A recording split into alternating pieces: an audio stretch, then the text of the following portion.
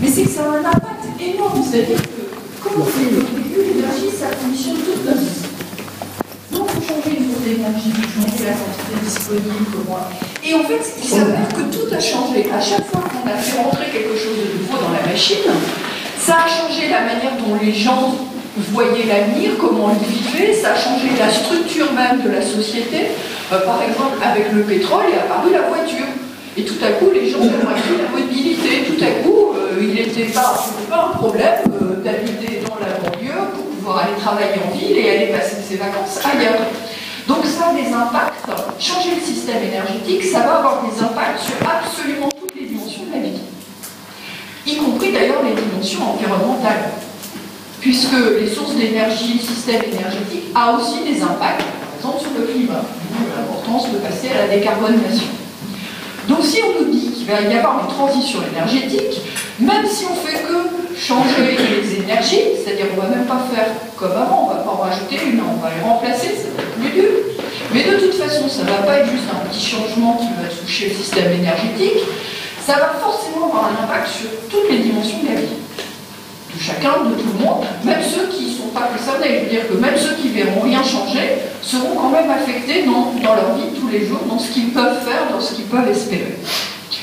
Donc oui, la question est importante et on ne peut pas dire on va laisser quelques-uns qui pensent bien dans leur coin répondre à ce qu'il faut faire et où on veut aller. Parce que finalement, ils n'ont pas dit où on veut aller, ils ont juste dit comment on va y aller. Encore, ils ont proposé qu'une seule solution. Donc ce qui est vraiment très important, avant de proposer des solutions, que ce soit le renouvelable ou autre chose, j'ai rien contre le renouvelable, hein, c'est d'abord peut-être de se demander où on veut aller.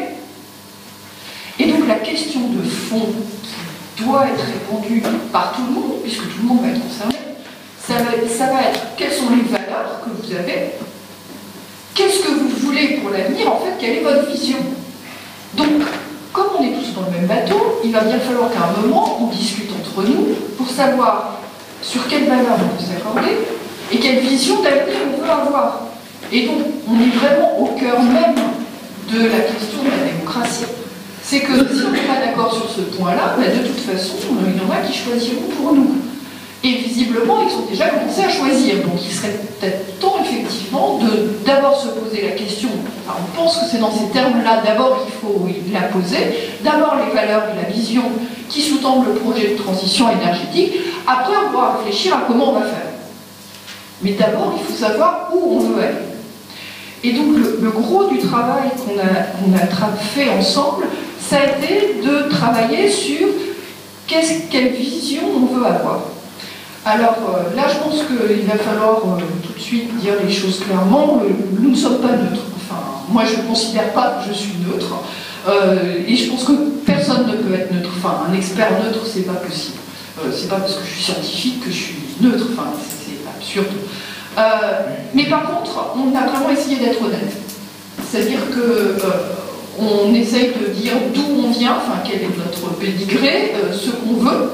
Donc on ne vous donne pas des solutions, on vous dit juste vers quelle peut être la bonne direction selon nous. Et on vous dit pourquoi. C'est bien sûr discutable, et d'ailleurs l'histoire a prouvé qu'on a beaucoup discuté entre nous, parce qu'il y a eu des tas de fois où on n'était pas d'accord. C'est normal d'ailleurs. Et la seule solution, ça a été de discuter, d'argumenter, d'écouter l'autre, ce qui n'est pas toujours facile évidemment. D'aller chercher d'autres points de vue, parce qu'on n'a pas la science infuse, on ne sait pas tout, et donc arriver à un moment par la discussion à être d'accord sur des valeurs et sur une vision commune. Et c'est comme ça qu'on en est arrivé à définir certains objectifs qui nous tiennent à cœur, nous, et qu'on a essayé de vous exposer en termes clairs. Alors ces objectifs, je vais essayer de vous les résumer, j'ai encore un peu de temps. Oui, je vais essayer de les résumer aussi rapidement que faire se peut.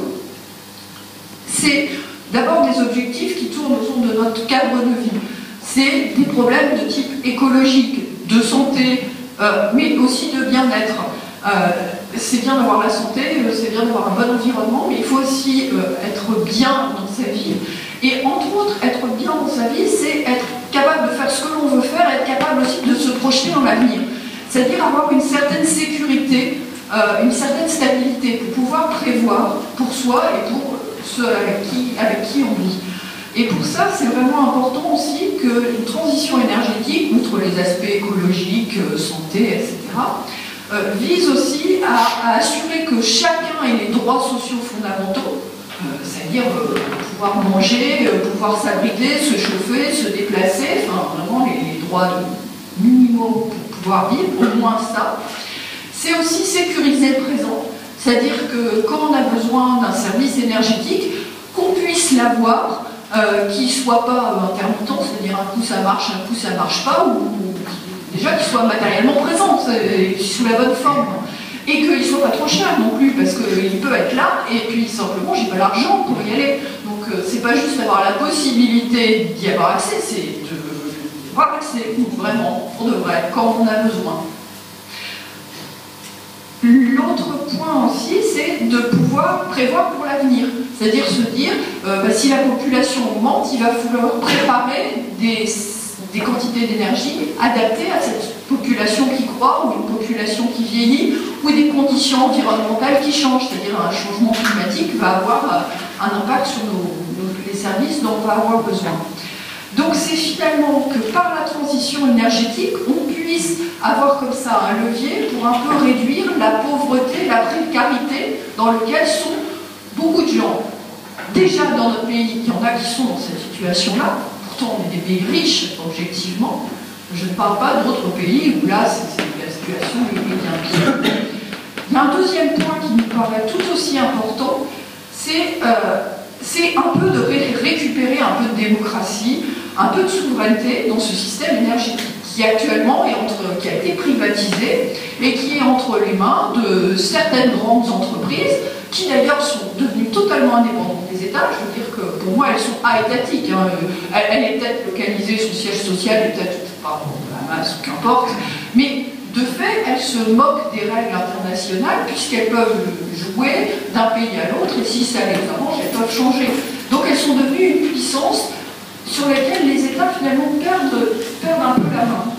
Et puis il y a aussi des États qui ont un pouvoir très fort sur le système énergétique, c'est les États qui vont être des fournisseurs par exemple du pétrole ou de minerais fissiles, pour qui c'est une puissance géostratégique très forte.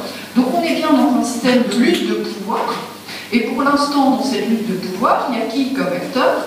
Il y a des grandes entreprises nationales, et puis il y a certains États qui utilisent le levier énergétique pour avoir du pouvoir. Et les gens là-dedans, données négligeables. Donc l'idée c'est de remettre un petit peu les gens, chacun d'entre nous, chacun, pas juste certains, nous par exemple, pas que nous les Européens, c'est tout le monde, redonner un peu de pouvoir. Et ça revient à poser la question de, finalement, l'énergie, c'est un commun. C'est quelque chose dont tout le monde a besoin, dont tout le monde dépend. Et j'entends par commun, non pas quelque chose qui devrait être rendu public ou autre, non, c'est juste quelque chose qui est géré en commun. C'est-à-dire que tout le monde doit pouvoir y avoir accès, tout le monde en est quand même responsable, c'est-à-dire qu'on y a accès, mais il ne faut pas gâcher, il faut permettre que les autres puissent aussi y avoir accès.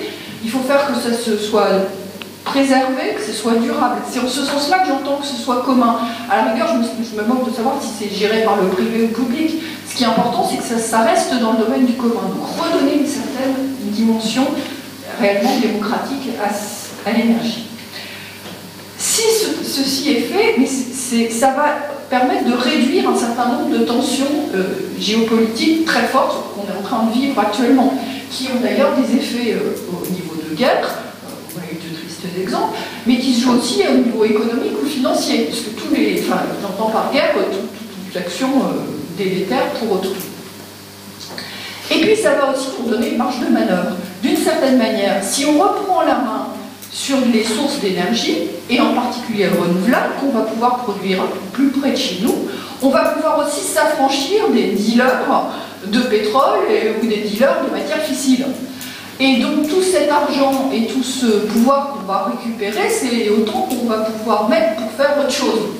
Donc c'est retrouver de la marge de manœuvre qui va pouvoir servir à ce qu'on décidera de servir. Donc, finalement, c'est augmenter les puissances. La transition énergétique, elle peut servir à augmenter la sécurité, enrichir chacun, retrouver de la marge de manœuvre, mais c'est pour chacun et puis c'est pour tous. Donc c'est vrai que c'est une question très importante et y répondre simplement en termes de il n'y a qu'à développer l'énergie renouvelable, enfin, c'est peut-être un peu faible quand même comme réponse. Donc voilà les enjeux qu'on a définis ensemble. Ensuite, il y a eu un deuxième point sur lequel on a beaucoup discuté, ça a été à quel niveau est-ce que ça doit être fait. Alors, effectivement, chaque endroit local a ses contraintes, a ses avantages. Chacun va aussi avoir ses capacités de se développer dans un sens ou un autre. C'est-à-dire que chacun va devoir définir lui-même la trajectoire qu'il va suivre pour un objectif commun. On ne peut pas définir de l'extérieur quand on ne connaît pas ce que chacun doit faire. Il n'y a certainement pas une méthode. Donc chacun va devoir tracer son chemin. Par contre, tout le monde n'a pas les mêmes capacités. Il y en a qui se partent un peu mieux nantis que d'autres. Et donc il est très important, et aussi dans la logique démocratique, d'être solidaires les uns avec les autres. C'est que, oui, chacun va devoir faire son chemin, mais il va falloir aider. Et là, la notion de solidarité est vraiment importante. Mais aider, ça ne veut pas dire faire à la place d'eux. Ça veut dire mettre les gens en capacité d'eux, ils sont capables de le faire, et ils ont les moyens de le faire. Parce qu'il ne faut pas juste être capable d'eux. Moi, je suis capable d'aller en Chine, hein, mais si je n'ai pas d'argent pour aller en Chine, j'irai pas. C'est tout. Voilà. Non, mais je veux dire, c'est basique. Hein. Et si j'ai pas le droit de monter dans l'avion, je n'irai pas non plus. Donc, je peux y aller. C'est bien. Donc, la solidarité, elle est importante. Et donc, il faut réfléchir finalement à deux échelles. Il faut réfléchir à chacun va faire sa trajectoire, mais par contre, on doit tous aller dans le même sens. On doit tous converger vers les objectifs qu'on aura définis ensemble. Et il faut le faire en s'aidant. Et donc, pour réussir à faire que chacun puisse aller à sa vitesse selon son chemin dans la même direction et en s'aidant, il faudra quand même bien qu'il y ait une structure collective qui pointe où aller et qui essaye de rétablir un peu d'équité entre les uns et les autres. Et donc c'est compliqué parce qu'il va falloir avoir un système qui marche à l'échelle locale et à l'échelle globale. Voilà. J'aurais pu parler plein d'autres choses, hein, mais je crois que je vais m'arrêter là. Merci beaucoup Anne pour ta présentation éclairante et quand même exhaustive, même si tu n'as pas tout abordé sûrement, loin de là, mais tu nous as donné une super panorama de ce que pouvait être une transition énergétique qui commencerait à se poser les bonnes questions plutôt que de penser déjà aux nouvelles sources à utiliser. Marc. Merci.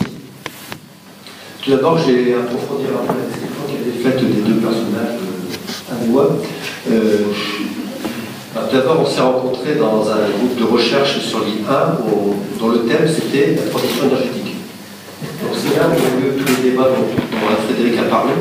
Mais il s'avère que Frédéric et moi, on a des cultures très différentes, mais on est très proches au niveau environnemental et au niveau social. On a vraiment les mêmes visions politiques, je dirais, en ce sens, des valeurs. Donc c'est plutôt des cultures techniques ou disciplinaires différentes, mais on s'est très rapidement accordé parce qu'on était extrêmement complémentaires.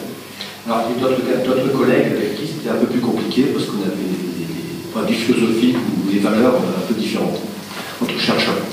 Donc ensuite on a été intégré, Anne et moi et un autre collègue de l'IA, dans un laboratoire du CNAM à Paris, et qui lui travaille, pour faire court, je ne vais pas tout développer, sur les questions sciences et société. Donc on est nourri de tout ça. On n'est pas uniquement biologiste, mathématicien, syndicaliste, je ne sais pas encore. Non mais, je t'en prie. Mais on est aussi confronté à des collègues chercheurs sur ces questions. Alors, je vais d'abord commenter le titre du livre, parce que ça me semble la clé de lecture qu'il faut avoir à l'esprit. Dès lors qu'on aborde ce livre, dès les premières lignes, il faut qu'on ait cette clé de lecture, ce titre. Ce titre, transition énergétique, changement de société. La transition énergétique à laquelle on aspire, à laquelle on invite les citoyens à s'approprier, à se mobiliser pour la défendre, cette transition énergétique ne pourra pas voir le jour s'il n'y a pas un changement de société. Elle ne peut doit se faire indépendamment d'un changement global de société au niveau national, européen et même international. Donc l'enjeu est là. Donc certes, il y a un tas d'éléments particuliers dans notre livre qui peuvent être repris dans des conditions proches des conditions actuelles, mais si l'esprit de la transition énergétique que l'on propose se met en place, il faudra que ça se fasse dans un cadre plus général, d'un nouvel esprit politique et sociétal. Donc les deux, d'une part. D'autre part, si ce nouvel esprit éthique et sociétal et politique se met en place, il va inévitablement faire le choix d'une transition énergétique qui sera plus ou moins celle qu'on propose. Donc ce bouquin, ce livre, c'est une partie d'un projet politique et de société plus général. Donc l'esprit de cette autre société, il est omniprésent dans le livre. Donc c'est un livre qui est extrêmement politique, mais en même temps qui développe beaucoup d'aspects techniques, de procédures, de processus, de démarches et de réflexion sur la complexité des choses, des complexités qui permettent d'allier le local et global, le court terme, le moyen terme et le long terme, etc. Alors ce changement de société, ou ce changement de système énergétique, pour moi c'est la même chose finalement, ils sont indissociables, on ne va pas l'un sans l'autre, repose sur un certain nombre de choses. L'une d'entre elles, par exemple, c'est le développement de la valeur de responsabilité. Quelque chose à laquelle je tiens beaucoup, parce que je suis convaincu que si les néolibéraux sont aussi puissants, c'est parce qu'ils ont réussi à déresponsabiliser les individus. Moi, je suis pour l'individu, le développement de l'individu, mais d'un individu responsable de lui-même et des autres, et du collectif. Le problème, ce n'est pas l'individu, c'est quand l'individu se déconnecte du collectif et se concentre sur son propre bonheur, si je puis dire, sa propre réussite, sa propre plénitude. D'ailleurs, si vous regardez les courants aujourd'hui de psychologie, de thérapeutique, etc., ce sont tous des courants qui sont en fait extrêmement néolibéraux, qui poussent l'individu à s'occuper de lui, indépendamment de lui d'abord, d'être responsable de lui, et la responsabilité d'autrui est peu présente dans les thérapies actuelles en psychologie. Sauf exception évidemment. Donc il y a une dérive générale qui est culturelle, qui touche tous les secteurs d'activité, et la psychothérapie en est un exemple flagrant, entre autres. Alors, cette notion de responsabilité est associée aussi à la notion de solidarité. Parce qu'aujourd'hui, l'état de notre planète, l'état de notre humanité, fait que si les groupes et les individus ne sont pas responsables du global, ben je pense que la situation risque d'aller de pire en pire. Donc je crois vraiment qu'il est nécessaire de développer le sens de responsabilité globale et de solidarité globale. Alors la solidarité, pour moi, c'est pas du tout l'aide, c'est pas du tout l'aide. C'est-à-dire que la solidarité et les coopérations à développer au niveau international, c'est on se nourrit tous les uns des autres. Les pays occidentaux ont énormément à apprendre à se nourrir de valeurs qui sont peu présentes ou qui ont disparu chez nous et qui ont encore une place importante dans des pays d'Amérique latine notamment, d'Afrique ou d'Asie. Donc on a à se nourrir mutuellement parce que nous, on a une puissance technologique et scientifique sans pareil ailleurs dans le monde. Quand je dis nous, je veux dire je parle des pays occidentaux. Par contre, on a une pauvreté en termes de valeurs qui est catastrophique. Et cette puissance scientifique et technologique associée à cette pauvreté en termes de valeurs, c'est la principale raison de la crise mondiale. On est extrêmement puissant en termes de puissance matérielle, mais on est extrêmement pauvre au niveau des valeurs. Donc cette contradiction est dévastatrice. Donc on a besoin, on doit faire un appel à l'aide, si je puis dire, vers d'autres régions du monde, qui malheureusement aujourd'hui, bien souvent, se font emporter par l'appauvrissement des valeurs que sont les nôtres. Donc il y a vraiment urgence à ce qu'on s'enrichisse des cultures et civilisations du monde entier, tout cela évidemment dans le respect de la démocratie. Alors c'est facile à dire, mais je pense qu'il faut avoir cet objectif clairement en tête et y travailler fortement. Je suis syndicaliste. Je souffre beaucoup en tant que syndicaliste du fait que les syndicats, à l'image des populations, sont extrêmement centrés sur les questions nationales. Et je vois certains leaders politiques, y compris la gauche, être complètement attirés par l'aspect national d'une manière totalement suicidaire au regard des questions globales. Il s'agit pas de détruire le national, mais il s'agit d'articuler le national, l'européen et l'international. Donc toutes ces dimensions, il faut qu'on les prenne à bras le corps, qu'on les articule dans une démarche complexe, à l'image de la démarche proposée dans notre bouquin sur la transition énergétique. Donc c'est un peu dans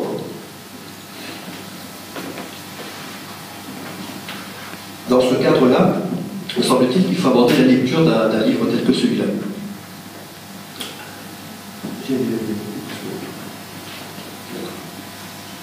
J'ai abordé 3 points plus précis. Le premier point, c'est la question des importations. Aujourd'hui, l'Union européenne, à peu près le quart de ses importations sont des importations d'énergie fossile, charbon, pétrole, gaz. Si on avait décidé il y a 20 ans de se libérer des énergies fossiles, aujourd'hui on serait libéré des énergies fossiles. Il y a 20 ans, nous avions déjà la puissance en termes de recherche pour pouvoir, en 2 décennies, se libérer du pétrole, du gaz et du charbon. Ce choix de recherche-développement au niveau des États, au niveau de l'Union européenne et au niveau international, d'ailleurs, n'a pas été fait. Alors qu'il y a 20 ans, il y a même 40 ans, d'ailleurs, dès les années 70, on savait qu'il y avait un problème, un risque majeur au niveau de l'environnement. Le néolibéralisme s'est mis en place dans les années 80, et ce néolibéralisme a cassé, entre autres choses, les aspirations environnementales des années 70. D'ailleurs, les 2 grandes organisations environnementales non liées aux multinationales, c'est-à-dire les Amis de la Terre et Greenpeace, ont été fondées dans la première partie de la décennie 70. Et 10 ans après, le néolibéralisme est arrivé et emporté tout sur son passage, y compris les aspirations environnementales. Donc maintenant, on a perdu 40 ans et on en est là. Alors, les importations, si l'Union européenne était libérée de sa nécessité, dont elle est fautive, d'importer autant d'énergie fossile, elle sera en même temps libérée de la nécessité d'exporter des sommes équivalentes pour pouvoir acheter des énergies fossiles. C'est-à-dire que le fait de devoir importer autant d'énergie fossile, ça oblige l'Union européenne à exporter des sommes équivalentes dans des secteurs qui pourraient être dégagés des marchés mondiaux et qui sont aujourd'hui plongés dans les marchés mondiaux pour pouvoir faire entrer de l'argent afin de pouvoir acheter des énergies fossiles. Si on était libéré de ce besoin d'exportation, eh bien, c'est l'indépendance, ou plutôt c'est la dépendance de l'Union européenne à l'égard des marchés mondiaux et à l'égard des entreprises multinationales qui serait plus faible. C'est donc l'autonomie politique et donc le potentiel démocratique de l'Union européenne qui serait plus fort. Donc la transition énergétique, c'est aussi ça. C'est donner plus d'autonomie politique à l'Union européenne et plus de potentiel démocratique. Parce que ceux qui croient qu'il suffira de se lever, de se mobiliser localement, voire nationalement, pour affronter les problèmes, sont une pure illusion. Tant que les marchés mondiaux sont aussi puissants, tant que les entreprises multinationales ont autant de pouvoir, il est vain de penser, sauf avec des grosses marges, il est vain de penser que l'on pourra changer fortement les choses. Il est indispensable de se libérer, autant que faire se peut, des marchés mondiaux et du pouvoir des entreprises transnationales. C'est un des objectifs majeurs de la transition énergétique telle que nous la concevons. Ce n'est pas le seul, loin s'en faut, puisqu'il y en a un autre dont je vais parler maintenant, qui est mon thème de recherche, c'est le réchauffement climatique.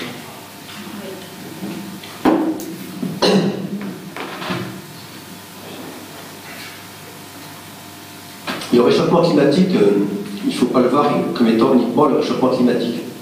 Il est intimement lié à l'ensemble des bouleversements des écosystèmes. Il est intimement lié aux évolutions de l'activité humaine. Donc on a un système extrêmement complexe et compliqué, dans lequel il y a les réchauffements climatiques, dans lequel il y a la biodiversité qui évolue, qui se dégrade, dans lequel il y a des réserves d'hydrocarbures, notamment de méthane, stockées au fond des océans, stockées sous les terres gelées du nord de la planète, immenses stocks qui peuvent se libérer si le réchauffement climatique devient trop important. Et ça a commencé. Déjà aujourd'hui, du permafrost, c'est-à-dire des terres gelées du nord de l'Europe, se libèrent des quantités de méthane, quantités importantes, mais pas encore clairement catastrophiques. Mais la machine de rejet de méthane par la nature, si je puis dire, est en marche.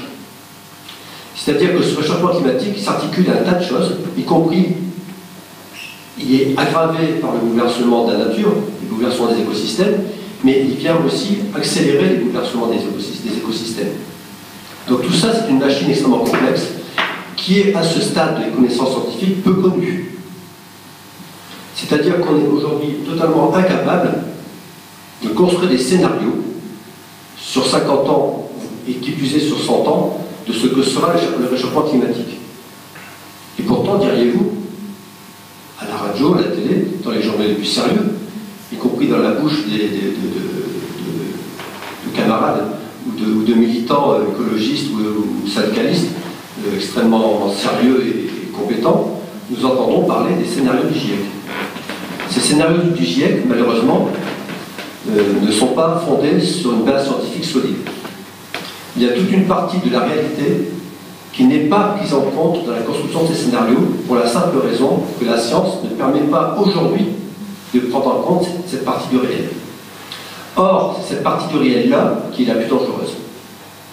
C'est-à-dire, par exemple, le méthane, stocké dans le fond des océans, stocké sous le permafrost. Le GIEC, dans ses rapports complets, nous dit que ce méthane pourrait se libérer en partie en quantité dramatique au cours du XXIe siècle. C'était écrit dans le rapport du GIEC. Par contre, lorsque le GIEC construit ses scénarios, il n'en tient pas compte. Alors pourquoi n'en tient-il pas compte? Bien, c'est mathématique. C'est parce que ces scénarios sont mathématiques. Ils sont basés sur des quantifications. Or, ce méthane qui est sous les océans ou sous le permafrost, la connaissance scientifique actuelle ne permet pas de savoir à partir de quand il se libérerait et dans quelle quantité. Donc, ils ne peuvent pas être pris en considération dans les scénarios du GIEC. Donc, les scénarios du GIEC nous alertent à juste titre, mais ne prennent pas en considération tous les dangers liés au réchauffement climatique. Donc, ce sont des scénarios qui, d'une part, sont basés sur la quantification du non quantifiable, ce qui est une aberration scientifique, et qui, d'autre part, édulcorent le risque du changement climatique. Édulcorent, c'est-à-dire que amoindrit la dangerosité de cette affaire. Et là, on tombe sur le lien avec le politique. GIEC, groupe intergouvernemental d'expertise sur le changement climatique. Intergouvernemental. C'est-à-dire que les experts du GIEC sont nommés par les gouvernements. Et les rapports, les synthèses de rapports qui sont rendus publics, qui sont la base de réflexion des médias et du champ politique, ces synthèses de rapports, quand elles sont rédigées, elles le sont sous le contrôle de personnes venant des gouvernements, notamment des gouvernements les plus puissants. Chine, Europe, États-Unis, etc. Donc ces synthèses sont à la fois intéressantes parce qu'elles alertent sur un vrai danger, mais elles atténuent le niveau du danger. Alors pourquoi? Là, on n'a pas de réponse, personne n'a de réponse sûre. On n'a que des conjectures, des hypothèses fortes. Comme on est dans le champ politique, et que le lien entre le politique et le monde économique est extrêmement puissant, extrêmement fort, on peut penser que ces liens font que les politiques souhaitent ne pas trop alerter les populations, pour éviter qu'il y ait des risques de révolte, de réaction forte de la part des populations. Parce que ces risques de révolte, de réaction forte, demanderaient de changer le système pour pouvoir s'attaquer frontalement au réchauffement climatique et à toutes les questions qui vont avec. Mais changer le système, ça veut dire s'attaquer au libre-échange, s'attaquer au pouvoir des multinationales, et donc s'attaquer au pouvoir et aux privilèges des plus fortunés de la planète. Et évidemment que ces plus fortunés, en tant que système, pas chacun d'entre eux, mais globalement, souhaitent défendre leurs privilèges et leurs pouvoirs. Et donc souhaitent que le système ne soit pas remis en question, et donc souhaitent qu'il n'y ait pas une vague de révolte qui peut être par les urnes ou sous d'autres formes. En tout cas, ce changement de société, ils n'en veulent pas. Or, ce changement de société est nécessaire dès lors qu'on prend en compte les risques climatiques ou les risques globaux de notre époque. Si bien que les expertises, c'est comme au niveau national, quand on a une commission d'experts qui sort ses rapports, c'est rarement neutre. C'est souvent extrêmement intéressant. Il y a souvent beaucoup de choses à lire, à apprendre. Mais le GIEC, c'est pareil. Il y a beaucoup de choses à dire et à apprendre dans les rapports du GIEC, mais il y a une partie qui est modulée, qui est sous contrôle du politique, afin de défendre le système. Donc ça, je pense qu'il faut l'avoir en tête, et il faut absolument que les mouvements de gauche, les mouvements sociaux, les mouvements environnementaux, se mettent ensemble pour construire leur propre expertise concernant le climat. Il ne faut pas qu'elles se contentent uniquement des travaux du GIEC, même si elles doivent s'en inspirer. Il y a beaucoup de choses intéressantes de ces travaux.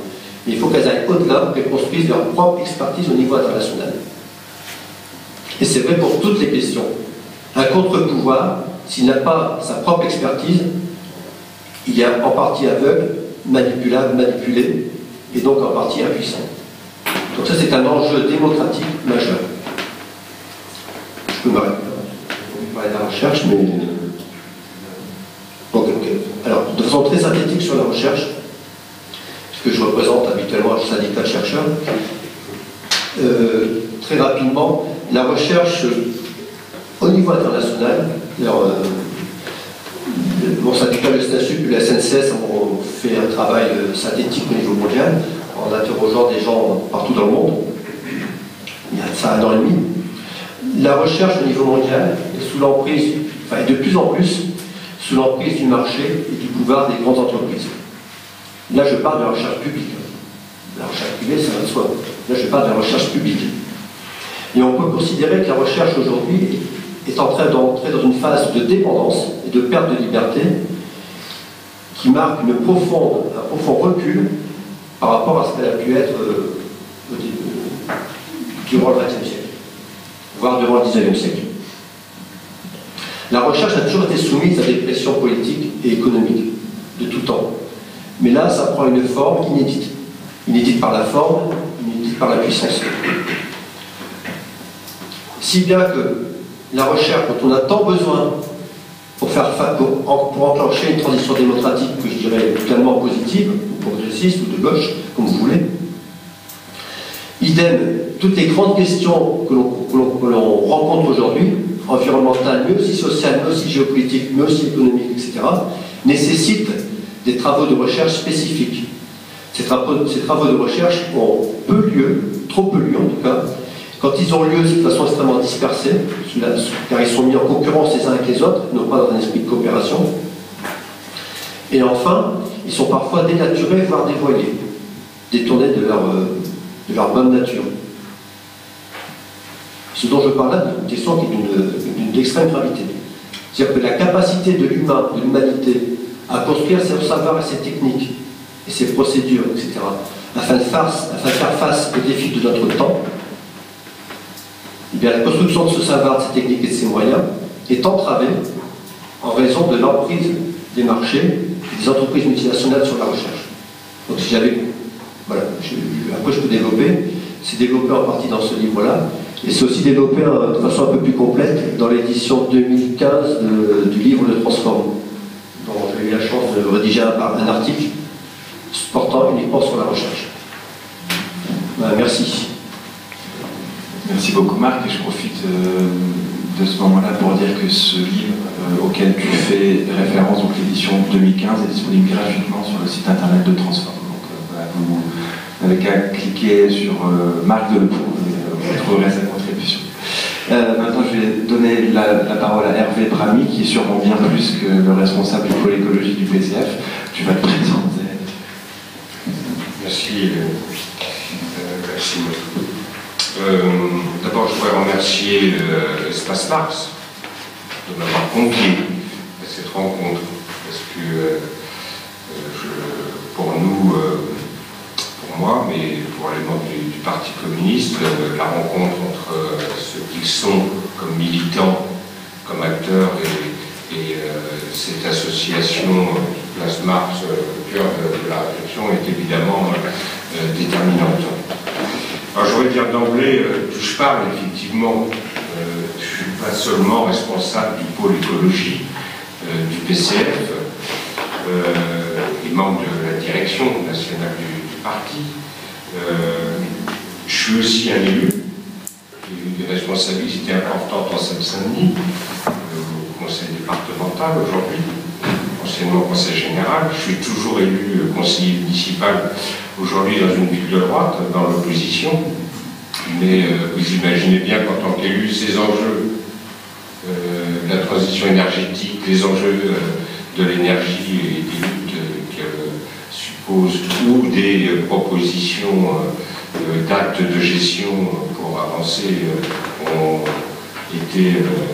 fait partie, disons, de mon activité passée et présente. Et puis je suis également, je tiens à le dire, militant de terrain dans un grand quartier populaire de ma ville, qui regroupe 8000 habitants, et donc c'est aussi une expérience utile par rapport à toutes ces réflexions. Encore deux mots pour me présenter, parce que vous verrez que ça a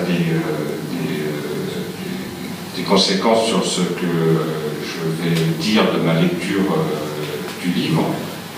C'est que je participais également au groupe de travail écologie du Parti de la gauche européenne.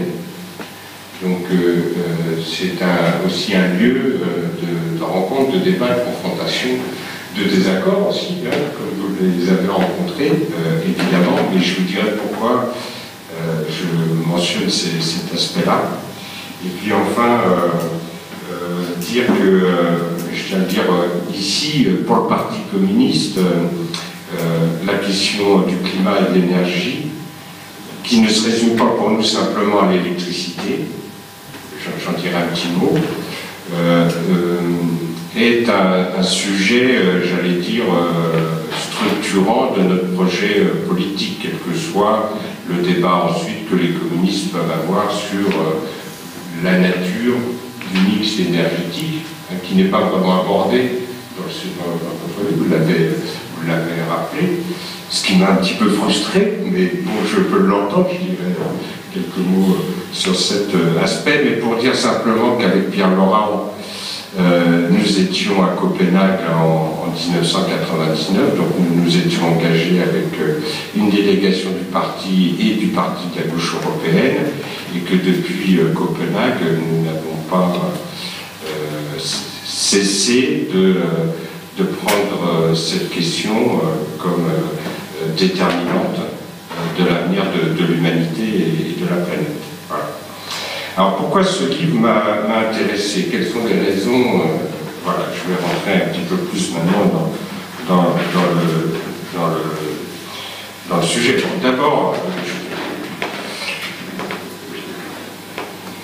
la première des raisons, c'est que pour certains d'entre vous, je pense que Marc y a été peut-être plus sensible que vous, c'est que le Parti communiste il s'est fortement engagé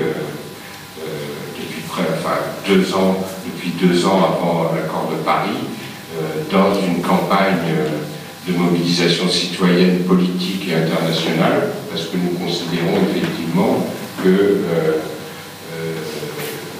un regard franco-français, c'était complètement absurde. Et là, je revois ce que tu as dit, Marc, sur cet aspect, et que les rencontres que nous avons pu faire avec d'autres forces progressistes sur le sujet nous ont énormément enrichis et ont conforté nos choix pour évidemment une vision solidaire.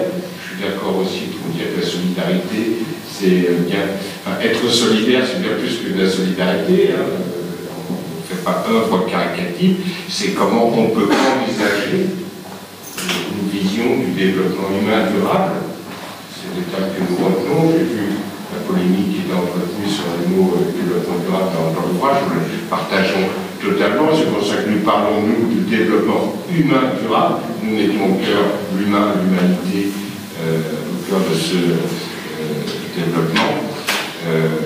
Et donc, cette période a été très enrichissante pour nous, même si, malheureusement, elle n'a pas pu prendre la consistance et la force que nous aurions souhaité, pas seulement du fait de l'état d'urgence, mais aussi à cause de l'état d'urgence, puisque ça a privé quand même tout un tas de délégations étrangères de leur venue à Paris, et ça nous a privé, nous tous, je crois, de cet apport très important, utile et déterminant pour la transition énergétique à engager. Donc moi, je ne reviens pas sur, évidemment, nous faisons nôtre, je ne sais pas si je dois dire nous ou je, mais bon, vous n'en voulez pas, hein, c'est un lecteur collectif aussi. Hein. Bien entendu, la nécessaire et urgente réduction de l'utilisation des énergies fossiles. Il faut décarboner la société, pas simplement dans le système énergétique, mais dans d'autres sphères de la société. Et là aussi, moi je partage le point de vue que engager ce processus-là, c'est évidemment un changement de société, parce que ça ne sera pas simple, ça prendra du temps, et que, évidemment, ça touchera bien des secteurs de ce qui fait notre vie au quotidien. Donc tous ces éléments-là, évidemment, je les ai retrouvés, c'est des choses intéressantes que je tenais à souligner. Bon, après, on pourrait avoir peut-être un débat un petit peu plus approfondi sur ce que tu as dit, Marc, sur les travaux du GIEC. Nous, ce qu'on pense sur le GIEC, j'entends ce que tu dis, je donnerai un exemple qui va un peu dans ton sens, je vais dire les choses comme ça, mais nous, on considère quand même qu'on a quand même beaucoup de chance, notre génération, d'avoir une si grande communauté internationale de scientifiques qui travaillent ensemble, parce qu'à ma connaissance, c'est la première fois que ça se produit à l'échelle du monde. Et c'est... Bon, voilà. Donc il faut quand même qu'on se le dise, et que si le GIEC, dans ses écrits, n'affirme pas totalement ses hypothèses, je crois qu'il le dit lui-même hein, dans ses rapports, il y a des niveaux de mesure des hypothèses qu'il... bon, je pense malgré tout que là, on a tous à faire effort. Là, pour le coup, je renvoie à nous, citoyens, pour favoriser la connaissance de ces travaux, déjà, parce que je pense qu'on est tous d'accord pour dire qu'il y a quand même un grand apport de cette communauté scientifique, et que nous, en tout cas, on s'efforce, je dis nous, là, collectivement, parce que je pense effectivement que la place de la science dans la société, je reviendrai peut-être aux conclusions sur la recherche, est largement sous-exploitée, si je pourrais dire, et nous nous efforçons, pour ce qui nous concerne, à chaque fois que c'est possible, de favoriser la rencontre entre la société et les scientifiques. Cette rencontre directe, d'ailleurs, elle est très demandée par les scientifiques eux-mêmes, et je suis d'accord aussi que ce ne sont pas les scientifiques qui doivent décider du sort de la société, hein, que ça concerne bien la société tout entière, mais en tout cas, l'intérêt que l'on peut porter à leurs travaux et qu'ils peuvent porter à nos propres réflexions sur le présent et l'avenir est évidemment déterminant, et nous regrettons assez régulièrement qu'il n'y ait pas plus d'initiatives qui soient prises dans ce domaine. Voilà. Alors, je reviens à la critique. Moi, je me suis rendu au sommet de Cochabamba, en Bolivie, sur le rassemblement des peuples, et j'ai participé à l'atelier sur Cuba. Et donc là, il y avait les scientifiques boliviens qui, effectivement, remettaient en cause je ne veux pas dire les hypothèses, mais les modes de calcul, enfin ce que tu as un petit peu évoqué, considérant que c'était des modes de calcul occidentaux, dirigés sous la mainmise en gros du capital américain. Hein, je le fais court. Bon, moi je veux bien entendre ça, parce que par exemple, moi j'ai approfondi, et je pense qu'on fera une rencontre d'ailleurs entre des scientifiques boliviens qui sont les tenants de cette thèse, et des scientifiques français ou européens qui pourraient... je pense que ça serait utile. Par exemple, ils me disaient, on ne peut pas appliquer leur mode de calcul partout sur l'ensemble du territoire de la Terre. Par exemple, ils m'expliquaient que la culture du cacao, le meilleur rendement, c'est quand c'est au milieu d'une forêt. Bon, dans ce cas-là, les modes de calcul du GIEC sont inadaptés pour pouvoir rendre compte de la réalité de l'évolution du climat. Donc moi je crois qu'il y a... Bon. Mais ça, il faudrait qu'on arrive à avoir un vrai débat scientifique et citoyen, effectivement, sur... moi, je ne suis pas scientifique, hein, donc je ne prétends pas avoir un regard hyper pertinent sur le sujet, mais quand même, c'est des choses qui m'intéressent, donc j'essaie de me cultiver un petit peu. Voilà. Donc, je pense qu'il y a une part de réalité, mais je le verrai plus sous cet angle-là. Après, on sait que le résumé des décideurs, d'ailleurs, qui est appelé comme ça, je crois qu'il s'appelle... Bon, on sait que ça, c'est la mainmise des chefs d'État sur la science, mais je pense que tout le reste des travaux scientifiques a une vraie portée quand même universelle, dans le sens où moi j'ai compris que le GIEC il travaillait par consensus, c'est-à-dire qu'à partir du moment où il n'y avait pas consensus scientifique sur un aspect, il n'était pas retenu dans le rapport. Donc moi, enfin, si c'est ça vraiment la réalité du travail des scientifiques du GIEC, je trouve que c'est quand même une garantie forte. Bon. Alors ensuite, donc le livre m'a intéressé aussi pour une autre raison, c'est que le choix finalement d'une transition énergétique dont le contenu n'est pas défini réellement. On sent que vous avez, comme vous l'avez dit, vous n'êtes pas neutre, vous avez fait des choix, vous dites énergie renouvelable. Bon. Mais ce n'est pas vraiment traité en soi dans le livre, on est d'accord. Hein.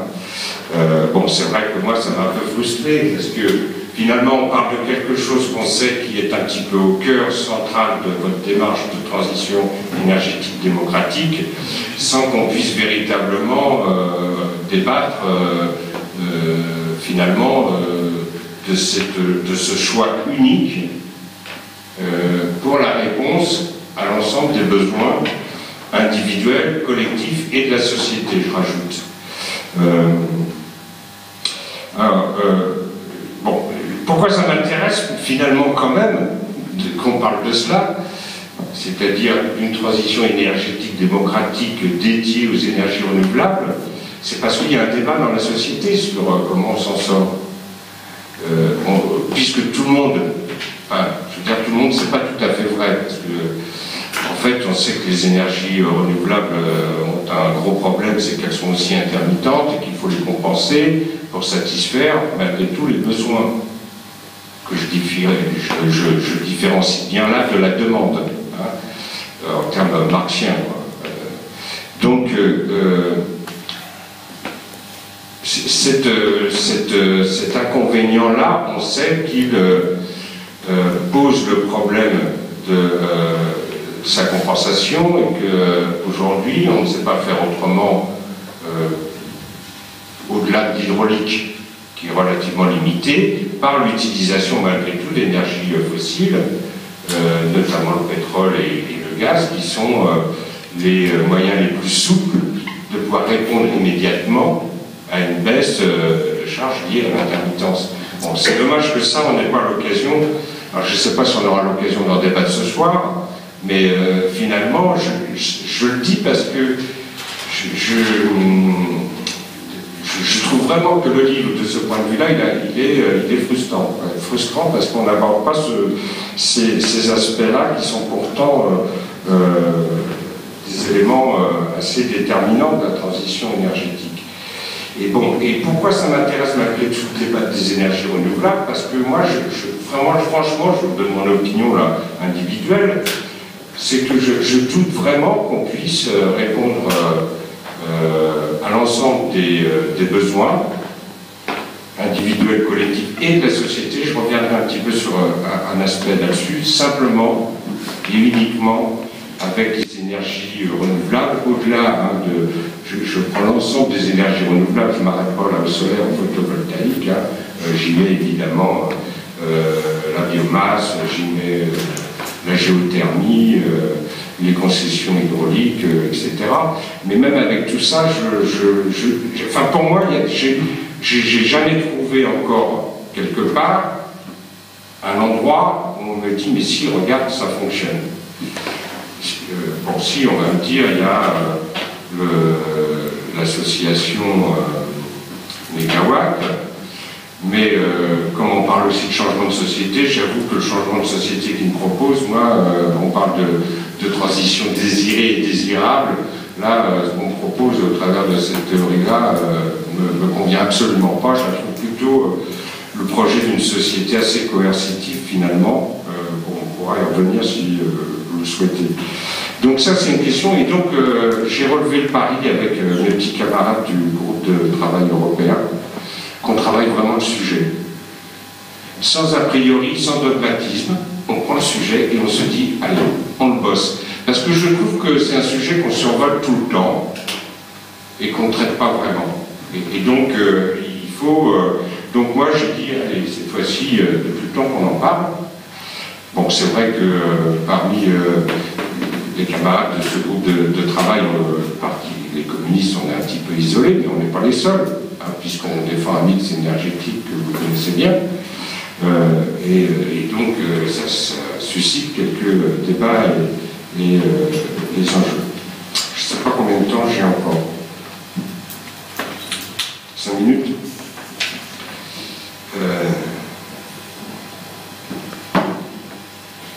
Voilà, ça je vais passer.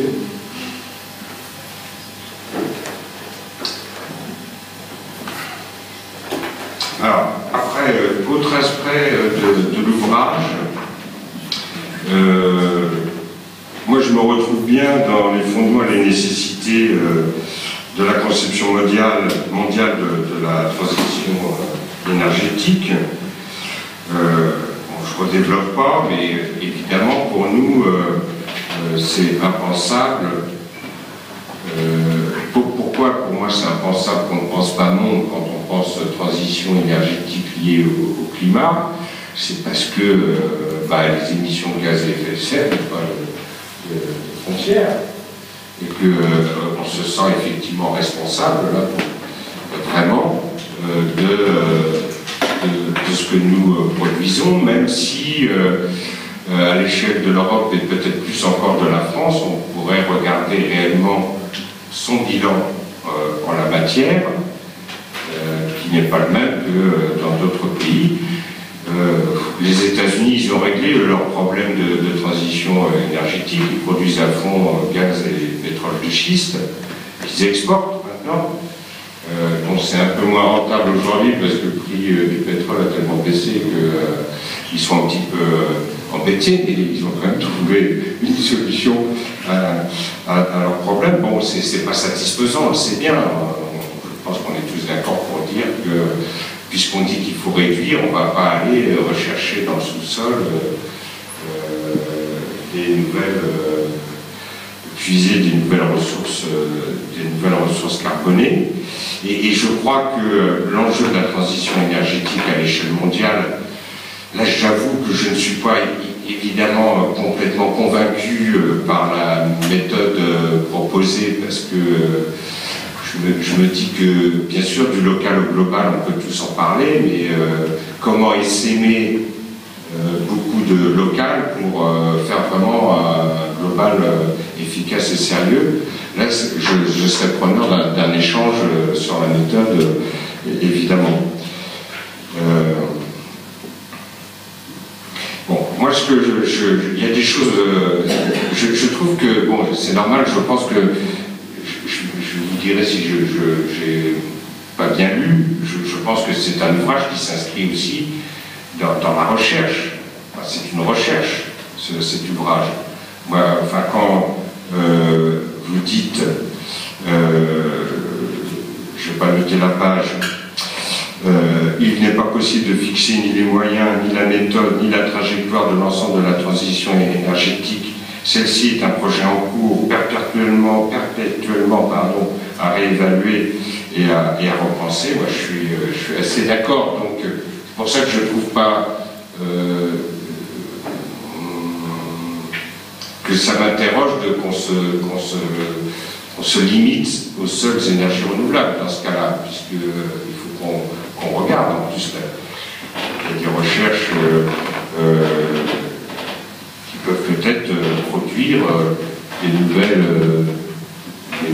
qui peuvent être contestées aujourd'hui, d'ailleurs, qui sont très contestées, et qui peuvent peut-être offrir des perspectives qu'on n'imagine pas aujourd'hui.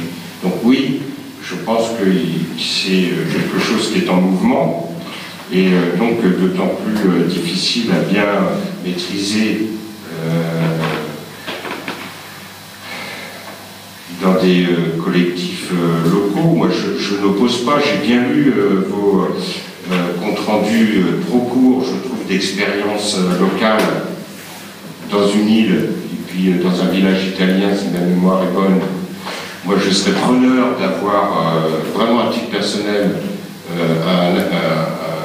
si vous avez de la documentation un peu plus approfondie pour présenter un petit peu leur réalisation. Moi, ça m'intéresse dans toutes les réflexions que j'engage, parce qu'évidemment, là, c'est traité en quelques lignes, donc c'est un peu difficile.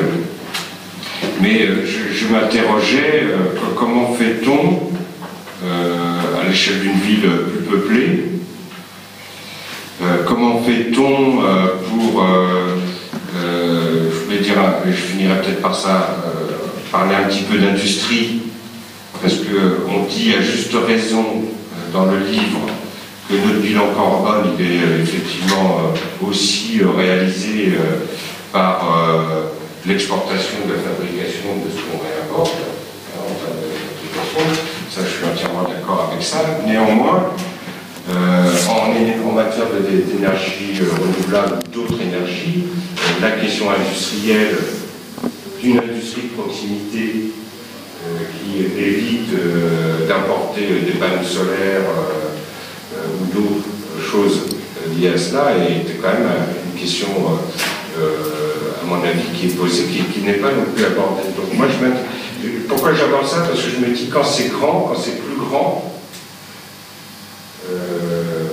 à l'échelle d'une ville de 50 000 habitants, par exemple, comment on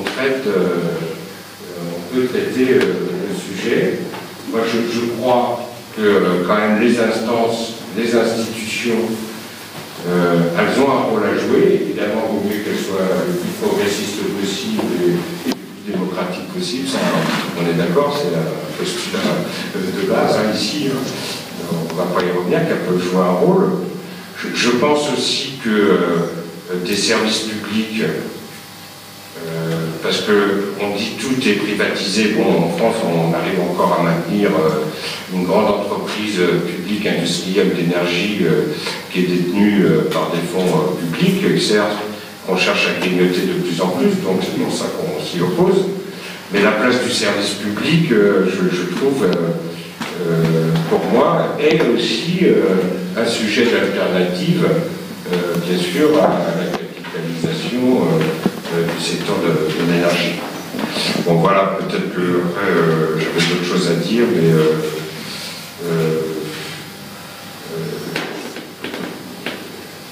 alors peut-être sur recherche, moi je suis assez d'accord avec ce que Marc a dit. Bon, ça fait partie de nos combats. Moi, je crois que la recherche, notamment fondamentale, doit pouvoir continuer d'exister. Je dis bien la recherche fondamentale, parce que c'est quand même de là que tout peut s'éclairer. C'est de là que des découvertes ont été faites et qu'on a fait avancer le monde. Donc ce débat sur l'indépendance de la recherche fondamentale est un sujet très sérieux. Et c'est vrai que sous les coups de l'austérité très fort que l'on connaît, qui n'évacue pas le domaine des universités et de la recherche, les chercheurs sont contraints effectivement d'aller chercher des moyens privés. Et bon, tout est fait pour encourager d'ailleurs ce phénomène-là. Donc pour nous c'est complètement condamnable et on s'y oppose avec force. Je te remercie beaucoup Hervé pour ta lecture de l'ouvrage et qui pousse un petit peu les deux auteurs dans le retranchement. Je pense que c'est ce qu'ils voulaient aussi en venant ce soir. Ce que je proposerais par contre, c'est que comme il nous reste une demi-heure devant nous, qu'on commence par par une première série de questions et puis vous en profiteriez peut-être après pour répondre également à ce qu'a suggéré Hervé. Je vois deux personnes ici, je vais ramener le micro.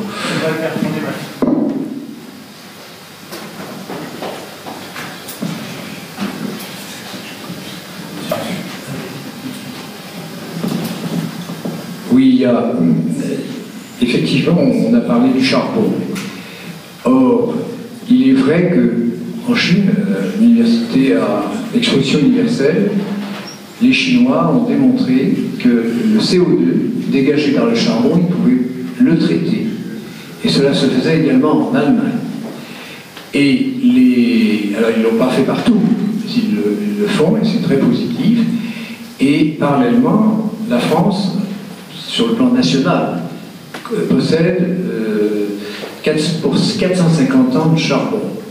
Et il y avait des études de carbochimie qui ont été complètement sabotées par l'équipe Giscard, puisqu'ils voulaient évidemment imposer le nucléaire. Deuxièmement, aux États-Unis, 2 ingénieurs américains, en 1960, avaient réalisé des voitures entièrement électriques. Ils en avaient construit 5000. Le gouvernement américain a obligé les gens qui les avaient achetés à les redonner. Vous pouvez vérifier ces informations aux États-Unis. Et parallèlement, ils ont interdit à ces 2 ingénieurs de retravailler dans le secteur automobile. Ça, c'est des réalités, je ne raconte pas l'histoire. Si vous avez des relations avec les courants écologiques aux États-Unis, ils vont vous expliquer ça très bien. Par contre, ce que vous dites sur la recherche, alors là, 1000 fois d'accord, puisqu'il y a eu un colloque de Caen qui avait été effectué et qui déjà, à l'époque, voulait soumettre la recherche sous l'égide des entreprises. C'est-à-dire qu'on dirigeait la recherche sur des questions de profit et pas sur des questions, comme l'a dit mon camarade Rémi, sur les questions d'utilité générale et disons, qui soient en dehors du secteur, la recherche doit être un secteur public et qui ne doit pas subir les pressions du privé, aussi bien national que international. Et puis bon, c'est tout ce que je voulais dire. Ce que je voudrais, si vous pouvez me parler, parce que la carbochimie a une importance sur la métallurgie, sur la sidérurgie et autres, comment voyez-vous le remplacement de la carbochimie par des énergies renouvelables qui permettraient à la fois de construire, les ponts, etc. Parallèlement, sur les isolations, là je suis effaré de voir le prix que prennent les entreprises pour faire la simple isolation sur fenêtre ou autre. Je rappelle que les entreprises ont augmenté leur prix de 42% en à la peine 10 ans, ce qui est scandaleux, alors que ces prix avaient été déjà terriblement augmentés. Il faudrait revoir les choses avec les anciens architectes qui connaissent la série des prix de l'époque, et vous verrez que là, il y a des escroqueries sur ces isolations phoniques qui sont intolérables aujourd'hui, parce qu'elles sont menées par les majeurs du bâtiment, qui, comme l'on le sait, n'ont pas le souci de la qualité, mais le souci du profit. Voilà. Avant de passer le micro de monsieur ici, Hervé, je te redonne la parole. Tu as dit que tu voulais rajouter un petit point. Après, très bien, d'accord. C'est monsieur ici. Oui, bonsoir. Alors, je ne sais pas si vous avez des réponses, mais je m'étonne qu'il y ait aussi peu de monde. Il y avait plus de monde pour Pop. Voilà, ça n'intéresse pas les gens, ou ils ne peuvent pas venir aujourd'hui. Enfin, je sais pas. Bon, quelques observations. Le nucléaire est le produit de la société, de la société du pétrole. Sans pétrole, pas de nucléaire. Et on ne sait pas comment on va résoudre le problème du démantèlement, du stockage, les déchets, etc. Avec quelle énergie, etc. Bon. Les énergies renouvelables, les belles éoliennes, etc. qu'on voit, surtout si elles sont marines, ou les serpents de mer, là, j'ai vu ça, j'ai vu le film Demain, c'est super, hein, bon, mais c'est aussi le produit de la société du pétrole, c'est-à-dire une énergie abondante, peu chère, etc. Est-ce que l'énergie renouvelable, ce que nous propose comme la transition énergétique, permettra de reproduire la même chose et en plus fournir de l'électricité ou de l'énergie pour laquelle c'est conçu actuellement et fabriqué? c'est pas sûr du tout. Faut chiffrer, mais bon, c'est au-delà de mes compétences.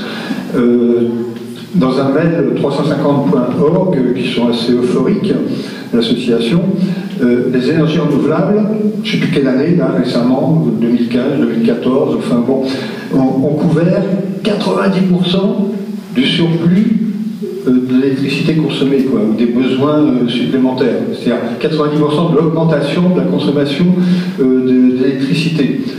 Ah oui, ça sert que l'augmentation, c'est tout. Et je pense que ça n'ira pas beaucoup plus loin. Donc il faudra qu'on réduise notre consommation.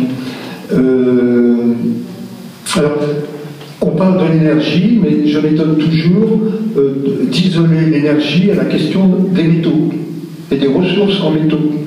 Alors on trouve différents chiffres, je peux en donner quelques-uns, ça peut être contesté. Moi j'ai lu plusieurs fois l'étain une vingtaine d'années. Alors c'est pas le pic, c'est l'épuisement, on n'en sort plus du sous-sol pour des raisons de minerais, de réserves, de ressources, mais aussi de la quantité d'énergie nécessaire pour l'extraire. Hein. Bon. Parce que les minerais sont, la teneur est de plus en plus faible. Par exemple, le cuivre, j'ai un tableau là aux États-Unis, dans les années 30, c'est monté jusqu'à 2% de cuivre dans le minerai. Actuellement, en 2000, on est à moins de 0,5. Et ça continue à baisser partout de par le monde. Bon. Donc on ne peut pas traiter le cuivre, c'est les 25 à 40 ans. Bon, le nickel, 45 ans de mémoire. Bon, on part sur l'hypothèse qu'on a toujours des métaux abondants, pas chers, etc. C'est une illusion. C'est une illusion. Alors si c'est pas 25 à 40 ans, ce sera peut-être jusqu'à 50 ans, 60 ans, ou un peu plus, peu importe. Mais en tout cas, on est coincé.